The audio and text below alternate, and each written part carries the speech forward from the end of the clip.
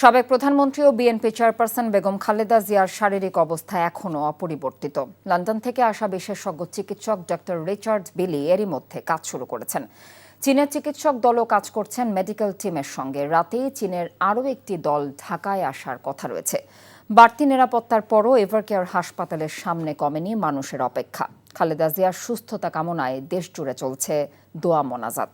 হাসান মাহমুদের রিপোর্ট।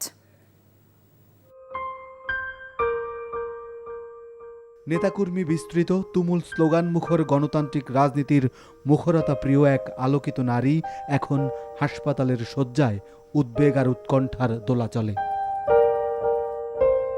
দিন আর রাতের পার্থক্যের ব্যবধানেও হাসপাতালের সামনে কমে না মানুষের অপেক্ষা।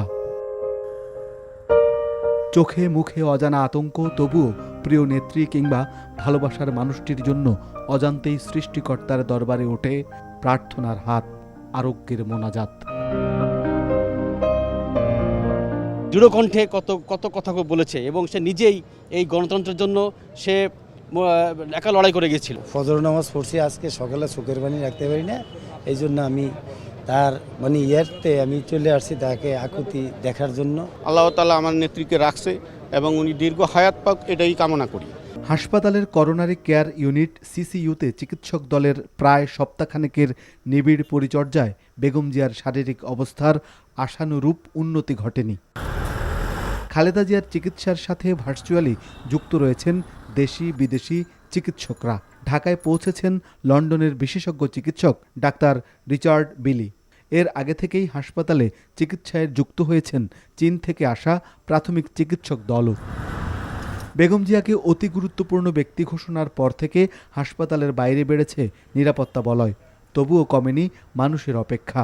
বিএনপি সহ বিভিন্ন রাজনৈতিক দলের নেতারা প্রতিদিনই আসছেন বেগম জিয়ার শারীরিক অবস্থার খোঁজ নিতে।